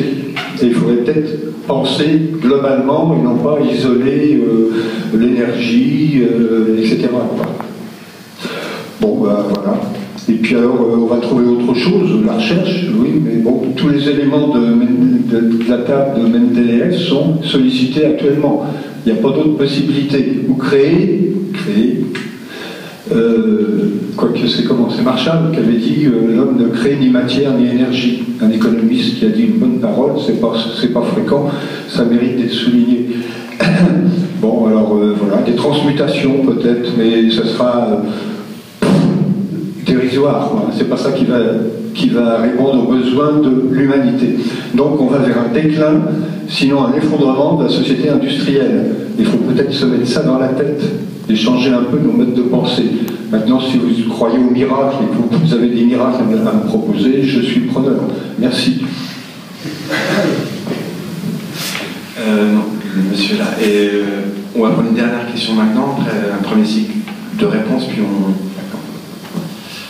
Oui, dans les présentations que vous nous avez faites, moi j'ai retenu donc l'idée que la transition énergétique, ça passait par un changement très profond de la société et la fin du capitalisme, aussi bien en France que au niveau international. Et donc vous avez, enfin je n'ai pas lu votre livre, je vais le lire, mais vous avez fortement articulé cette question avec les questions de la démocratie et de l'intervention et de la responsabilité de chacun sur ces questions énergétiques. Bon, après, vous avez aussi abordé l'importance de la recherche. Il faut peut-être, je dirais, articuler les deux, parce que bon, le sujet est compliqué pour tout le monde, hein. C'est très difficile d'appréhender vraiment l'ensemble des données de ces questions énergétiques, mais c'est vrai aussi qu'il n'y a pas de démocratie si les données du problème ne sont pas largement diffusées dans la société, donc il faut faire de la vulgarisation. Je crois que le niveau de connaissances techniques et scientifiques des gens, au moins en France, monte. C'est vrai que les gens sont quand même de plus en plus informés des données techniques et scientifiques du problème. Alors, dans votre livre, dans les exposés, par contre, je n'ai pas entendu de choses sur le fait que vous insistez bien sûr sur les énergies renouvelables, bon, qui bien entendu sont décarbonées, elles ont un aspect séduisant, c'est que c'est vrai qu'elles se prêtent bien à une implantation très décentralisée, mais en même temps, c'est vrai qu'elles consomment beaucoup de territoire. Hein. Si on veut faire de l'électricité avec du solaire ou avec de l'éolien, il faut occuper des grandes surfaces. Bon. Donc, il y a des avantages et des inconvénients. Bon, on imagine aussi l'intermittence, le fait qu'actuellement, bon, en tout cas pour ce qui est de l'électricité, on ne sait pas stocker l'électricité. Alors après, il y a aussi des productions massives d'électricité qui sont décarbonées, c'est le nucléaire qui est très faiblement carboné. Bon, et dans certains pays, bon, on préconise, enfin, l'Allemagne a installé un système de décroissance et bientôt d'arrêt de toute production d'énergie nucléaire, mais on voit bien qu'ils font remonter la production fossile. Bon. Et en fait, il y a des obstacles techniques sévères au remplacement à la fois du nucléaire et des énergies de production carbonée par du renouvelable. C'est difficile. Bon. Alors, il y a aussi des questions aussi, je ne sais pas si vous l'avez abordé dans votre livre, c'est le nucléaire du futur, parce que actuellement beaucoup de gens disent qu'il faut arrêter le nucléaire. Pourquoi? Parce que il y a eu des accidents, bon, avec des conséquences d'ailleurs qui sont quelquefois dramatiquement surévaluées. Moi, je ne veux pas tirer sur l'Humanité, qui est un journal que j'apprécie beaucoup, mais j'ai quand même lu 2 articles récents sur Fukushima disant que l'accident de Fukushima avait fait 18 000 morts. Bon. Attention quand même à ce qu'on dit, hein. C'est le raz-de-marée qui a fait 18 000 morts. Il y avait un rectificatif, hein. D'accord. Bon, parce que s'il avait fait 18 000 morts, je pense que là, il faudrait tous qu'on se lève pour arrêter toutes les centrales nucléaires. Hein. Bon. Alors, tous les réacteurs nucléaires actuellement dans le monde fonctionnent grosso modo tous, l'essentiel fonctionne sur les mêmes principes, mais il y a, on voit bien, au niveau technologique et scientifique, des nouvelles choses qui émergent. Par exemple, bon, il y a la fusion thermonucléaire, hein, il y a ITER qui va rentrer en fonctionnement. Bon. Alors, est-ce que c'est quelque chose qui est intéressant? Parce que c'est décarboné là aussi, mais il y a aussi besoin d'utiliser des ressources. Là, il faudra du lithium, il faudra d'autres matières. Bon, quelle est la ressource, etc. Est-ce qu'elle est limitée? Est-ce que ça vaut le coup de se lancer? Alors, c'est aussi des technologies qui sont difficiles à diffuser dans l'ensemble des pays. Hein. C'est quand même réservé des pays à haute technologie. Ça se prête à des grandes installations très lourdes, donc des réseaux de diffusion d'électricité. Mais avant ça, il y a aussi des réacteurs qui peuvent succéder aux réacteurs actuels et qui peuvent présenter une sûreté intrinsèque beaucoup plus élevée que celle qu'on a connue avec les générations actuelles. Bon. Donc là, il faut aussi sans doute faire de l'information et débattre de ces questions-là. Est-ce que le rôle de l'électricité aussi dans la consommation d'énergie, est-ce que de manière volontariste, on va vers l'utilisation de l'électricité dans les transports qui sont très faiblement, qui utilisent très peu l'électricité? Bon, est-ce qu'il est pertinent aussi d'utiliser de l'électricité pour chauffer? Bon, en France, on le fait pas mal, dans d'autres pays beaucoup moins. Bon, est-ce qu'il faut encourager? Est-ce qu'il faut faire décroître cette question-là? Bon, ça me semble être des débats intéressants.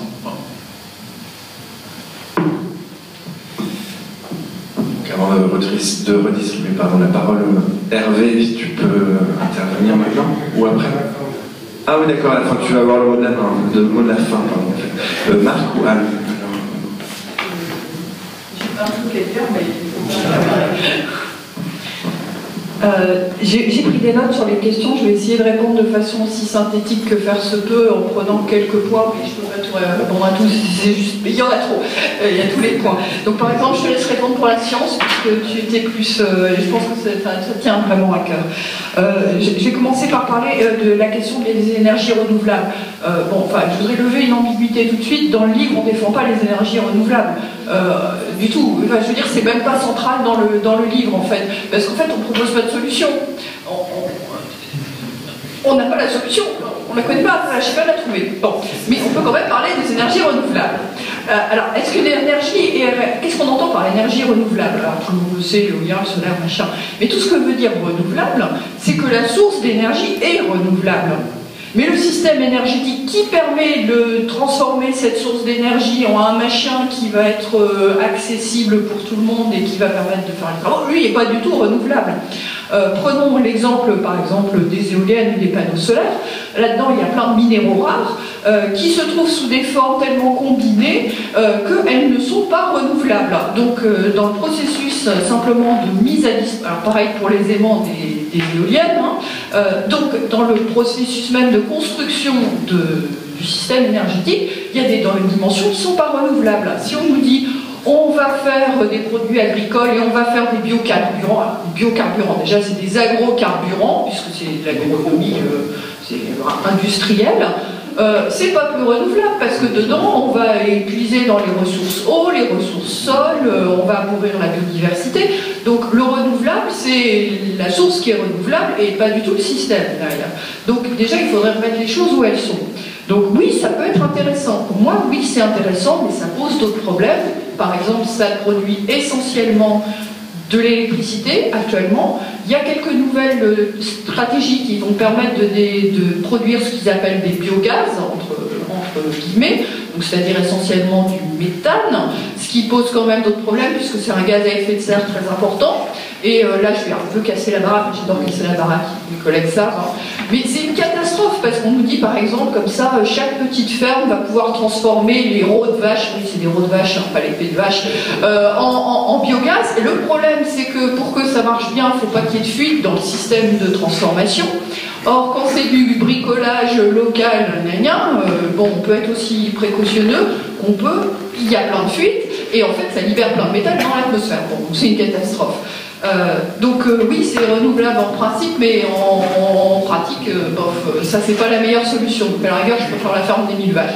J'étais provocante, c'est bon, et j'ai gagné ma soirée.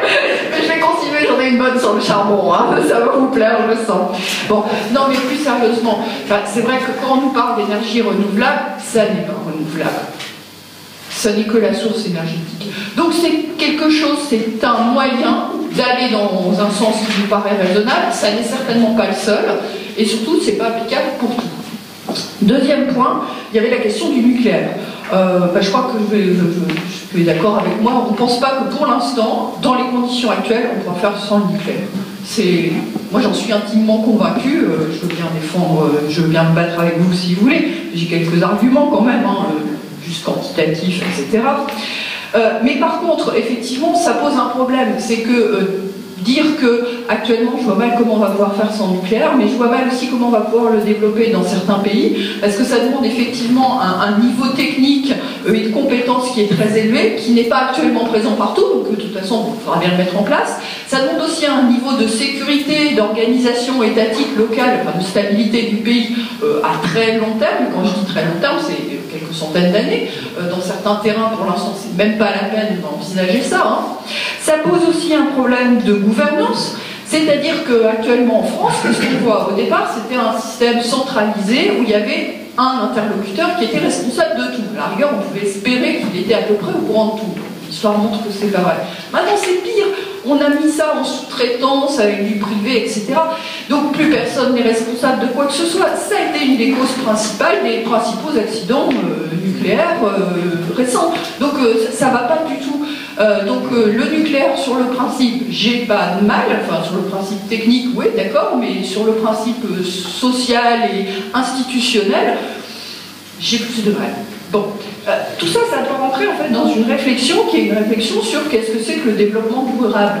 On nous bassine tout le temps le développement durable qui aurait ces trois piliers, l'économie, la société et l'environnement. Pour moi, l'économie, c'est qu'un outil pour la société. Enfin, je veux dire, l'économie, c'est juste produire des trucs au service des gens. Bon, donc ça devrait rentrer dans la société. De toute façon, maintenant, l'économie, c'est pas vraiment produire des trucs, c'est plutôt produire du fric. Donc c'est économie-finance, et ça devrait être inclus dans la société. Et puis, il y a l'environnement, et on oublie toujours cette donnée institutionnelle qui est très importante, qui est la seule qui va pouvoir, les institutions, hein, qui va pouvoir coordonner la mise en place des différentes unités renouvelables, éventuellement du nucléaire, pour que ça fonctionne à peu près correctement dans le sens du développement durable. Il faut quelque chose qui coordonne.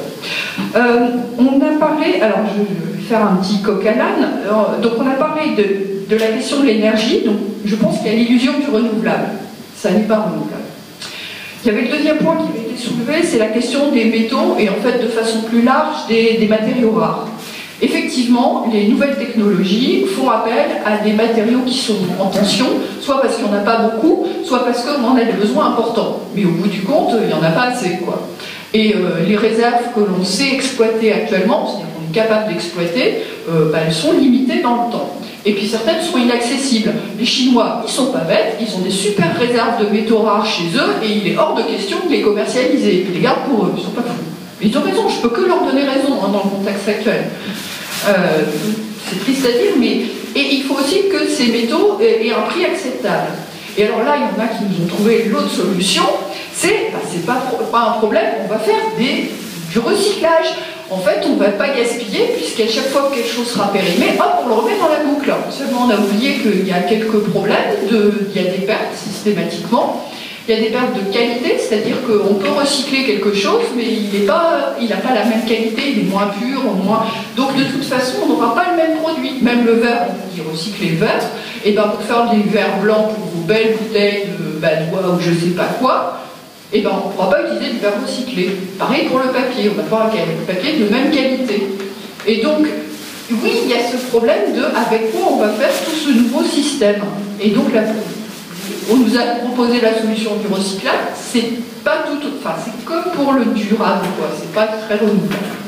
Après, il y a une autre question qui n'a pas été évoquée, c'est le problème du déplacement des usages. Parce que finalement, quand on va utiliser, je ne sais pas, par exemple, l'énergie d'un cours d'eau, cette eau, éventuellement, elle ne va pas être utilisable pour autre chose. Si on nous dit on va produire de la biomasse, elle ne va pas être utilisable pour manger, ou pour faire d'autres usages. Elle va prendre des sols. Et donc, dire on va développer de nouvelles manières de produire de l'énergie, ça va entrer en compétition avec des choses dont on a besoin par ailleurs. Pareil pour les matériaux rares. Donc il faut, effectivement, c'est pas plus simple. Le problème est un peu complexe. Il faut essayer de prendre en compte tous ces différents paramètres. Mais j'ai pas la solution. Je suis désolée, j'ai pas la solution. Alors il y avait un autre point, je te laisse la main sur les sciences. Ah oui, il y avait la question aussi de l'information qui me paraissait importante, donc là tu me diras si tu veux en parler. Il y avait la question du nucléaire et du danger. Je voulais revenir là-dessus, effectivement. J'approuve totalement, oui, il y a eu des morts à cause du nucléaire et il y en aura encore. Il y en a qui sont prévus, et il y en a par d'autres problèmes. Mais actuellement, il faut savoir que tout le monde d'à peu près honnête, mais n'ose pas le dire, il y a plus de morts à cause du charbon qu'à cause du nucléaire en ce moment. Il y a presque toutes les semaines des centaines de morts dans les mines en Chine. Il ne faut pas confondre la technologie qui est nécessaire. Parce que ce que vous dites là, c'est que les mines, quand elles sont assurées au niveau construction, il n'y a pas de morts. Comme la centrale nucléaire. Mais oui, non, c'est terrible. Les centrales nucléaires en France, vous l'avez dit un petit peu tout à l'heure, c'est qu'il n'y avait pas l'entretien qui était réservé à l'nucléaire par des gens qui étaient formés. Après, l'équipe Giscard a mis en place des directeurs généraux à l'EDF qui ont eu pour mission de donner l'entretien à des sous-traitants qui n'avaient pratiquement pas la véritable compétence. Et c'est ça le problème. C'est-à-dire que la technologie, elle existe. On sait le faire. Quand je suis ancien dessinateur projeteur, eh bien, je peux vous assurer qu'il y a des systèmes que l'on peut mettre en place. Si c'est fait sérieusement, il n'y aura pas d'accident. Oui, le problème, mais on le sait c'est la pas. réactivation de ces ensembles qui détermine les accidents. Voilà. Enfin,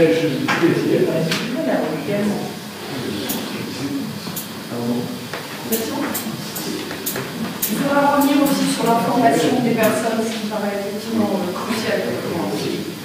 Bon, tout d'abord, on ne parle pas du nucléaire dans le livre, pas du tout. Mais on fait un choix explicite. Alors on n'en parle pas parce que ce n'est pas notre sujet. Et puis je pense qu'on n'est pas tout à fait sur la même ligne. Par ailleurs. Contrairement à ce que tu disais au début. Donc, pour ma part, j'ai évité qu'on en parle parce que je sentais bien qu'on n'était pas tout à fait sur la même ligne. Mais on n'est pas pour autant totalement divergents. Je pense que l'essentiel de ce qui manque, y compris dans notre débat aujourd'hui, et dans la réflexion, à l'exception de ce livre et d'autres livres évidemment, dans la réflexion politique et scientifique, c'est la notion du temps. Ce livre est une solution, une proposition de solution extrêmement claire, nette, mais ce n'est pas une solution, c'est une solution pragmatique, réaliste. Et donc c'est pas quelque chose c'est pas une sorte de projet ficelé, tout fait, irréaliste et qu'on n'arrivera jamais à mettre en œuvre. Parce que ce qu'on propose, c'est une démarche, c'est un processus étalé dans le temps, et qui en plus est démocratique. Donc dès lors que c'est étalé dans le temps et que ça prend en compte le fait que la recherche, si elle est bien organisée, peut apporter énormément de choses, imprévisibles à ce stade, et que la démocratie, si elle s'exprime, elle aura aussi une influence. À partir de là, la démarche qu'on propose, c'est pas une démarche où on vous décrit un processus de science-fiction, quelque chose, une sorte de scénario tout fait. C'est une démarche dans laquelle on invite chacun, les États, etc., à s'inscrire. Donc pour nous, c'est ça la solution. C'est une démarche, c'est un esprit, et qui prend en compte la dimension temps, couplée avec la dimension, avec la recherche et la démocratie. Donc à partir de là, temps, recherche, démocratie, on a un projet qui est à mon avis solide, mais qui n'est pas sous la forme à telle année on aura fait ceci, dans tel mois on aura fait cela. Non, pas du tout. Ni même sous la forme c'est le solaire qui sera la solution. Non. Parce qu'on ne le sait pas à ce moment. Personne ne peut le savoir, sauf des gens qui sont croyants. Mais nous, on n'est pas des croyants, on a plutôt une formation un peu scientifique, donc on est prudent. On avance avec le doute, mais avec des convictions et des valeurs, et avec une orientation ferme. Donc c'est ça l'esprit du livre. Donc, et là, c'est Anne qui a apporté le plus de force dans le livre, sur une notion qui est une notion de complexité. C'est-à-dire qu'elle a intégré totalement l'idée que les choses sont complexes, elles s'articulent les unes aux autres, le global et le local, donc elle est constamment en train de penser comme ça. Et ça, c'est une richesse du livre, selon moi, qui ne vient pas de moi, mais qui vient essentiellement d'Anne. Même si je suis quelqu'un qui s'intéresse beaucoup à la complexité, j'ai peut-être pas intégré autant qu'elle cette notion. Enfin, elle apparaît, mais sans aucune théorie, sans aucun concept. Mais elle est dans sa culture, en fait. Elle est en elle, la pensée complexe. Et je crois que ça aussi, c'est un apport extrêmement important du livre. Alors, la recherche, d'abord, on précise très clairement que les énergies du futur, il faut travailler et les développer. Donc, pour répondre à deux remarques qui ont été faites.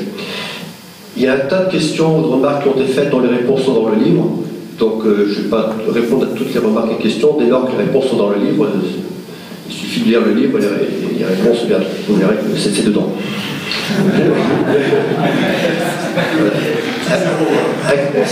Voilà, c'est 10 € et ça fait gagner du temps aujourd'hui. Alors,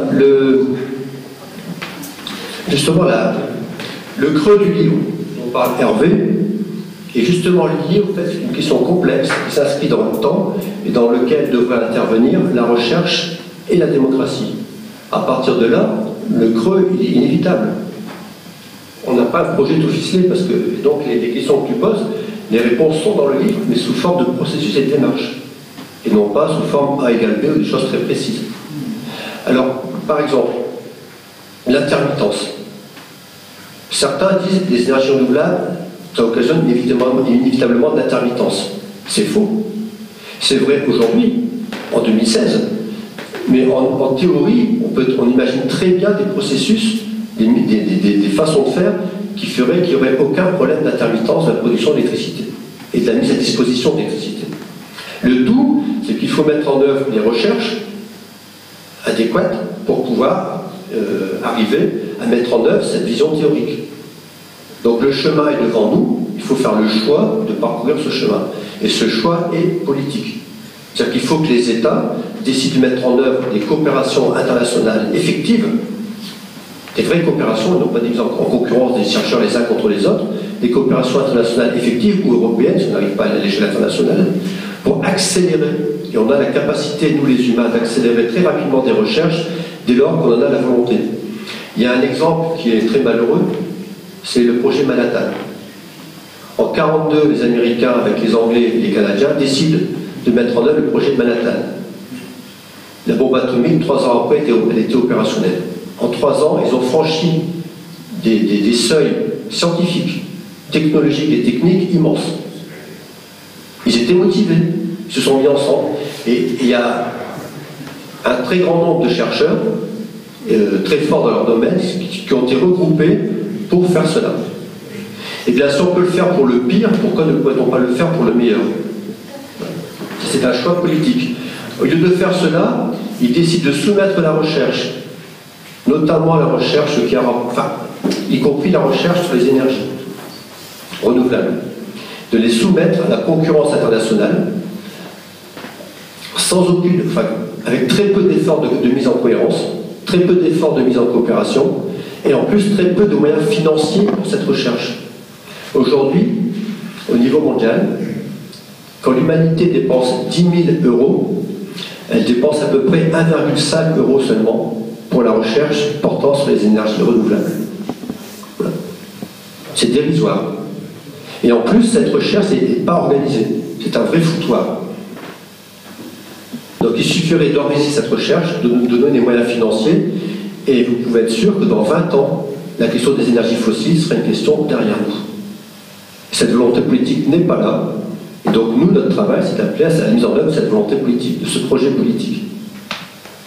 Énergie renouvelable, alors on est tout à fait d'accord, tout ce qu'a dit Anne sur les énergies renouvelables, sur la limite, sur le piège de cette expression, on le partage totalement. Je vais terminer sur Négawatt. Négawatt fait partie de ces organisations qui renient totalement la recherche. Ils commettent, soit ils mentent, je ne sais pas qu'ils mentent, ils commettent une erreur énorme en disant qu'aujourd'hui, nous disposons des technologies et des techniques suffisantes pour se contenter des énergies renouvelables. Alors peut-être qu'à l'échelle de la France, ce serait possible, avec toutes les pollutions induites en Chine et ailleurs. Mais à l'échelle mondiale, on est totalement incapable, aujourd'hui, avec les techniques et les technologies dont on dispose, de mettre partout en place des énergies renouvelables et d'arrêter le nucléaire et les fossiles. Ça, Et donc, il y a une sorte de hantise de la recherche qui est dans la tête de beaucoup de militants écologistes, je suis un militant écologiste, de beaucoup de militants écologistes. Ils ont une hantise de la recherche, si bien qu'ils se condamnent à ne pas profiter de ce que pourrait être une recherche au service de l'environnement et du social. Donc je crois que là, il y a aussi un message politique extrêmement fort que je vous appelle à porter. Bon, je ne vais pas être plus long parce que... Parce que, effectivement, je pense que la question de la science et plus largement des technosciences, c'est vraiment au cœur de nos sociétés. Enfin, vous le voyez, on est entouré par des trucs qui viennent des sciences et des technologies. Il n'y a qu'à regarder la salle. Enfin, on ne peut pas le nier. Et malheureusement, enfin, oui, des trucs, mais... Non, je ne parle pas des gens, je parle des trucs... même mes vêtements, c'est un produit des technosciences. Enfin, bon... Et on a de la lumière. Hein. Alors, ce qu'il y a, c'est que effectivement, les sciences, c'est doublement important dans ce contexte actuel parce que ça permet de comprendre déjà quels sont les enjeux, quels sont les problèmes actuellement, parce que on peut constater, par exemple, qu'il y a de plus en plus souvent des inondations ou des tornades, et on peut se demander, mais pourquoi est-ce que d'abord, est-ce que c'est vrai statistiquement, s'il y en a vraiment plus, ou c'est juste parce qu'on en parle plus? Et est-ce qu'on est responsable ou pas responsable? Enfin, les sciences permettent de répondre à ce genre de questions. Donc ça permet de mieux comprendre le monde. Et si on comprend mieux, on peut mieux appréhender un problème. Si on ne comprend pas, ben, on peut tout juste l'accepter et subir. Première chose, donc les sciences sont importantes. Deuxième chose, les sciences sont importantes pour pouvoir agir sur le monde, mais de le faire en conscience. De le faire de façon raisonnable, responsable, et si on pouvait dire en plus solidaire, ça serait mieux. Mais au minimum, de façon sensée, c'est-à-dire surtout responsable. Et pour ça, effectivement, c'est très important que tout ce que peut apporter les technosciences, je ne parle pas de connaître la théorie mathématique derrière, non, de comprendre qu'est-ce que ça apporte, en fait, quel est le sens des sciences. Il ne faut pas connaître le détail des calculs, de la démonstration, Dieu sait quoi. Il faut comprendre ce que ça peut apporter, donc ce qu'apporte réellement la science. Et là, il y a plusieurs niveaux de choses que l'on peut faire pour tout le monde, et il en va de notre responsabilité, nous, en tant que scientifiques, et je pense que là, on remplit vraiment pas, enfin, on remplit pas notre fonction. On n'est pas bon là-dessus, et on sait pas faire. En plus, on ne sait pas faire et on ne pousse pas à le faire. Alors, bon, tout faux. La première chose à faire, c'est informer. Mais informer, c'est un peu comme si je vous dis, bah, vous voyez, là-bas, là, il y a une bibliothèque, et bah, vous avez qu'à y aller, il y a l'info. Alors, on nous fait le même coup. Alors, avec la bibliothèque, vous voyez, vous rigolez. N'empêche qu'on vous fait le même coup avec, bah, vous voyez, il y a Internet, il y a tout dedans, et ben là, les gens, ils rigolent pas, ils font, ah ouais, cool. Bah non, c'est pareil. Informer, c'est le minimum, mais c'est pas suffisant. Deuxième chose, donc, niveau au-dessus, il faut permettre aux gens de comprendre cette information, et il faut comprendre chacune des informations, et là, je vais revenir sur le côté complexe, il faut pouvoir aussi les mettre en relation. Parce que le premier truc, c'est de comprendre chacune des petites briques de connaissances, puis après, avec ces connaissances, il faut les mettre ensemble pour faire allez, je vais faire la pub, un beau modèle Lego, vous voyez. Il faut maîtriser les petites briques, puis après, on fait des trucs avec, puis on peut faire différents trucs avec. Bon. Donc ça, c'est déjà une étape qui est beaucoup plus difficile, et qui demande des relations plus personnelles. Enfin, il faut accompagner les gens pour les aider à comprendre, il faut leur parler pour voir là où ils manquent de quelque chose, leur donner le petit coup de pouce qu'il faut pour qu'ils puissent bien comprendre. Donc c'est un travail difficile. Oui, je suis prof, je suis désolée. Je détarde. Et puis après, ben, une fois qu'on a compris, ben, c'est pas suffisant. Il faut pouvoir faire quelque chose avec ce qu'on a compris. Parce que moi, il y a des fois, j'ai compris, dans ma tête, j'ai compris, et je suis pas capable de le faire. Alors un exemple typique, c'est du genre, je fume pas, ça pourrait être ça. J'ai compris que c'était pas bien de fumer pour moi. Je suis incapable d'arrêter la clope. Bon, et ben, non. Et non, mais ça montre bien qu'il y a une différence entre comprendre et être capable d'en faire quelque chose. Mais au moins, c'est un choix. Et il faut pouvoir faire ce choix. Et c'est ça qui est important. Il faut mettre les gens en possibilité de faire le choix. Mais si on les empêche même d'avoir les moyens de faire le choix, de toute façon, on les aliène. Bon. Il y a des petites choses, mais il n'y a pas assez. Il n'y a pas assez. Alors, par contre, on nous prétend qu'on le fait, mais bon, ça, je vais arrêter de taper sur tout le monde. Hein. L'objet n'est pas là. Il y a un deuxième point, je pense, avait été abordé, la question de la recherche, et ça avait été dit, tu en as parlé, et c'est apparu aussi dans les questions, est-ce que la recherche maintenant est dans des bonnes conditions pour pouvoir apporter quelque chose de vraiment utile à la société? Donc déjà, on n'est pas bon pour partager ce qu'on peut produire et ça, enfin, les connaissances. Mais il y a plusieurs problèmes, c'est que on a parlé de la privatisation de la recherche, et ça c'est un vrai problème, parce que là en fait, on a un système où on marche avec, moi j'appartiens au public, hein, et j'ai très l'esprit public, et ben on marche par des appels d'offres, ça veut dire qu'il y a la moitié de mon temps de recherche qui passe à demander des sous aux gens et à rendre des comptes pour les sous que j'ai peut-être eus. Et puis, si on donne des sous, c'est juste pour faire ce que les gens ils me disent de faire. Donc, de toute façon, je ne choisis pas vraiment mes sujets. Et puis, en plus, on me demande de garantir mes résultats, c'est-à-dire qu'on me demande à l'avance de dire ce que je vais trouver. Et de dire quand est-ce que je vais le trouver. Donc, c'est sûr que je vais proposer que des machins, je suis sûr que ça marche, c'est-à-dire que je ne vais surtout pas prendre de risques et je vais reproduire ce que mes petits copains ont fait, c'est plus sûr. Et globalement, c'est ce que font la majorité des gens. En recherche, au moins on est sûr d'avoir des sous, donc au moins on peut fonctionner. Et puis, il faut aussi dire que maintenant, si on investit dans la recherche, il faut qu'il y ait des rendements rapides. Et les rendements, c'est les délais qu'on nous donne, c'est 1 an, 2 ans, 5 ans. Alors, pour les questions qui se posent actuellement, c'est quand même un peu court. Je ne dis pas qu'il ne faut pas travailler à 1 an, 2 ans, je dis qu'il ne faut pas que travailler à 1 an, 2 ans, ce qui n'est pas la même chose. Alors, il y a un deuxième point, en plus de la privatisation, et je suis désolée, je vais te tondre la pelouse sous les pieds, là. On en a parlé dans le train, en venant, et c'est toi qui m'as fait percuter cette idée, donc c'est tout chaud, là, dans le train. On a parlé, en fait, ça tombe bien, on est dans l'espace Mars, c'est rigolo, de la prolétarisation de la recherche. Parce que là, on est vraiment typiquement dans une analyse qu'on pourrait dire marxiste. Je ne suis pas une spécialiste de ça, enfin, je crois avoir compris 2-3 bricoles. Globalement, nous les chercheurs, maintenant, on a des tâches routinières. On a carrément l'appareil où il y a qu'à mettre le truc. Vous savez, c'est comme dans les experts, on met l'ADN dans la machine et il y a le bidule qui sort. Ben, c'est ça, en fait, la recherche en ce moment, en tout cas en biologie. Donc on a l'automatisation des tâches, on a du fractionnement des tâches, On a de la standardisation des tâches et de la massification. On est vachement plus nombreux à travailler. Ben, moi, j'appelle ça de la prolétarisation. Et conclusion, ben, il y a plus grand sens à ce que je fais, puisque je suis un mini-truc, je sais même pas à quoi ça va servir, mais enfin, je le fais parce que je bosse bien. Hein. J'ai aucune responsabilité puisque je fais un mini-truc. Donc, et je n'ai pas vraiment envie de m'engager puisque je n'ai pas de responsabilité, donc pourquoi est-ce que je m'engagerais? C'est vrai, quoi. Bon, ça pose quand même deux problèmes, cette privatisation et cette prolétarisation. Puis un dernier point aussi qui est terrible, je trouve, dans ma recherche, c'est la mise en concurrence. En fait, on nous met en concurrence les uns avec les autres, et c'est purement idéologique années 80.